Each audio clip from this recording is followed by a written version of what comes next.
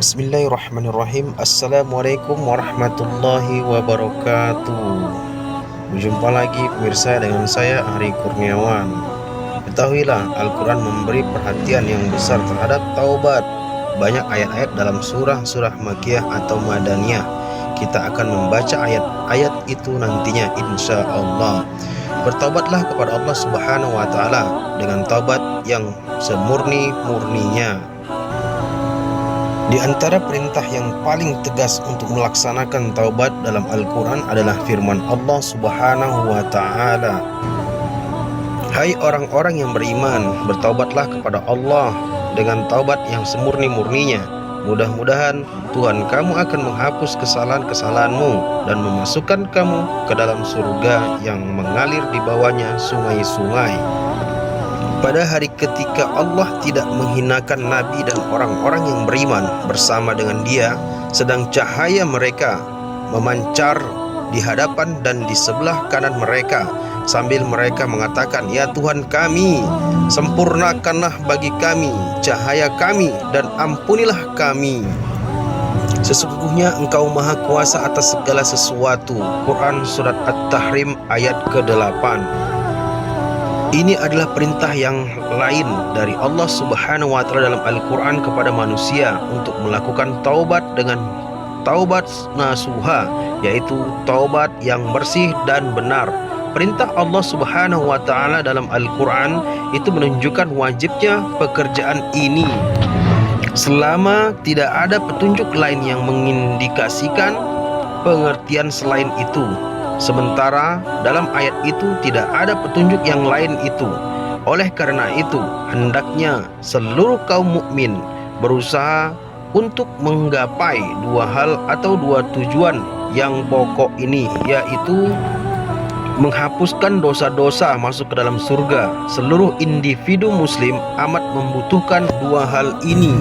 Yang pertama, agar kesalahannya dihapuskan dan dosa-dosanya diampunkan, karena manusia disebabkan sifat kemanusiaannya tidak mungkin terbebas dari kesalahan dan dosa-dosa. Itu bermula dari kenyataan elemen pembentukan manusia tersusun dari unsur tanah yang berasal dari bumi dan unsur ruh yang berasal dari langit. Salah satunya menarik ke bawah sementara bagian lainnya mengajak ke atas.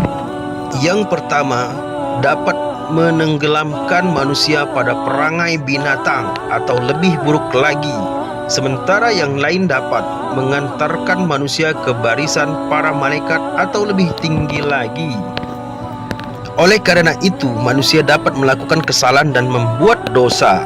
Dengan kenyataan itu, ia membutuhkan taubat yang utuh sehingga ia dapat menghapus kesalahan yang diperbuatnya.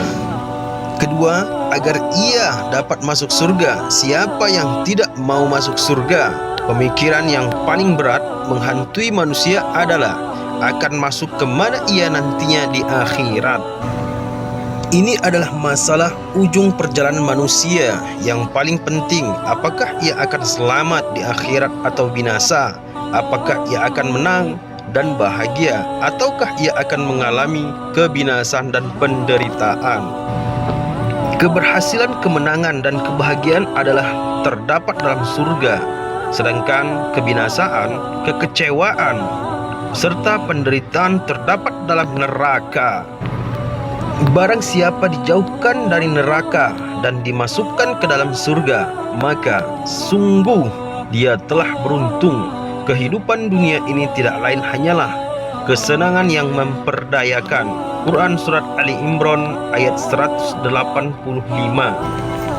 Pemirsa, sampai di sini dulu sedikit penjelasan saya. Apabila ada kata-kata yang salah, saya memohon maaf kepada Allah, saya memohon ampun.